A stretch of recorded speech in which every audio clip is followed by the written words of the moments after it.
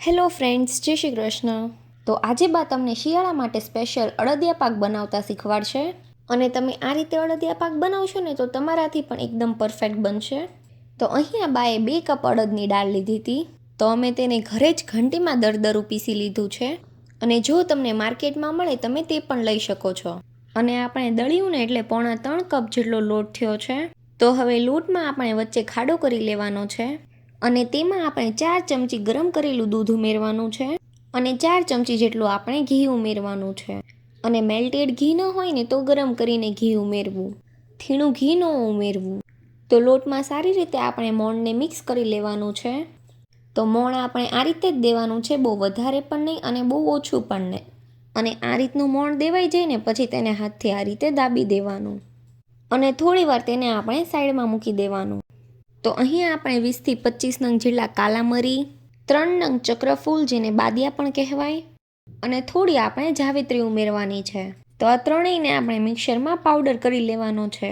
અને અહીંયા આપણે એક બકડિયું લેવાનું છે. અને બકડિયામાં આપણે 2 થી 3 ચમચી જેટલું ઘી ઉમેરવાનું છે. અને 350 ગ્રામ માવો લીધો છે તે ઉમેરવાનો છે. અને જો તમે 250 ગ્રામ માવો ઉમેરો ને તો પણ ચાલે. તો માવાને આપણે મીડિયમ ફ્લેમ પર સારી રીતે શેકી લેવાનો છે. અને માવામાં ચીકાશ ન રહીને એ રીતે શેકવો. અને ચીકણું લાગે તો 2 ચમચી ઘી ફરીથી ઉમેરવું. અને પછી માવાને શેકી લેવાનો. તો માવાનો થોડો કલર ચેન્જ થાય ને એવો શેકી લેવાનો. તો માવો આપણો શેકાઈ ગયો છે તો તેને આપણે એક ડીશમાં લઈ લઈએ. અને જે દાબો દઈને લોટ તૈયાર રાખ્યો છે ને તેને ચાળી લેવાનો છે. તો આપણે લોટ સીધો બકડિયામાં જ ચાળવાનો છે. અને કણી હોય ને તેને પણ હાથથી મસળીને આ રીતે ચાળી લેવાની.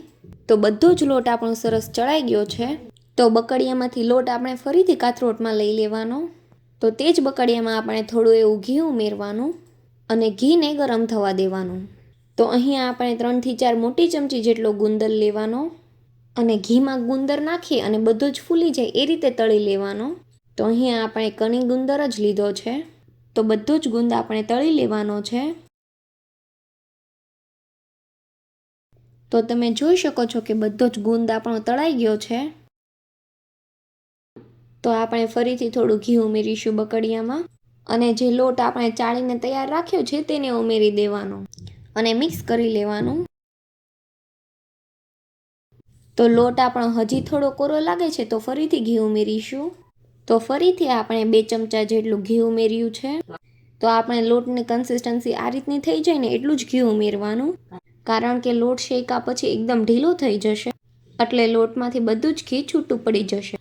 તો તમે જોઈ શકો છો કે થોડી વારમાં જ આપણો લોટ એકદમ સરસ ઢીલો થઈ ગયો છે. અને લોટ થોડો ફફવા લાગ્યો છે. તો લોટનો કલર ચેન્જ થાય ને ત્યાં સુધી તેને આપણે મીડિયમ ફ્લેમ પર જ શેકવાનો છે. અને લોટનો આ રીતનો કલર ચેન્જ થાય ને ત્યાં સુધી શેકવાનો છે. તો એકદમ પરફેક્ટ કલર ચેન્જ થઈ ગયો છે અને લોટ આપણો બરાબર શેકાઈ ગયો છે. તો હવે તેને આપણે બીજા વાસણમાં લઈ લેવાનો.